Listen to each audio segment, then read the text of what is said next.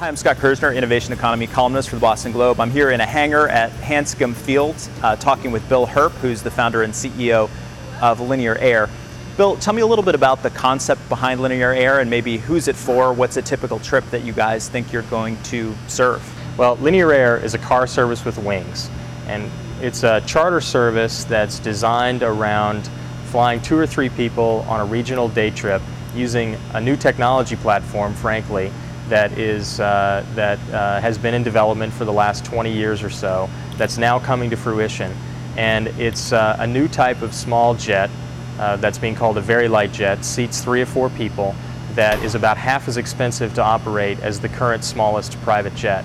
And what that means is that we're able to offer a car service with wings capability to people who wouldn't normally consider flying privately and give them a private aircraft for about the same cost as what they would pay if they flew 2 or 3 people full coach on the airlines. So we believe that this trip is that this model is primarily going to be useful for people traveling on regional trips of 500 to 600 miles, about an hour to 2 hours in length, and a day trip out with 3 people going out and 3 people coming back. So Boston area to Montreal would be a good example of a trip.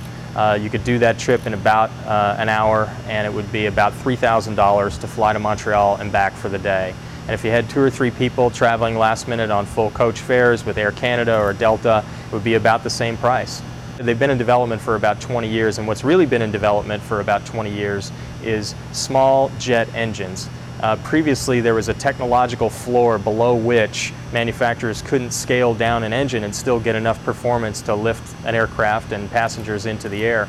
And they've broken through that barrier, and now aircraft engine manufacturers have been able to scale down the engines using advances in material sciences and manufacturing techniques to be able to produce a small engine that produces enough power to get an aircraft up into the air, but is incredibly fuel efficient. So that's really the key enabler, is these new jet engines that are so much more fuel efficient than the existing small jet engines, that they have the ability to essentially drive the cost of flying on a private aircraft down to the level of flying on the airlines.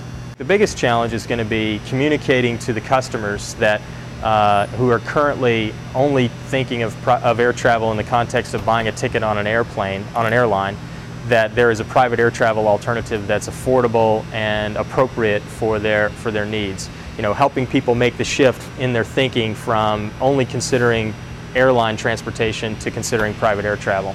Well, I am a pilot, and that certainly helps a lot in terms of understanding the technical issues, regulatory issues in building the business, but we've already got a core of about 20 pilots.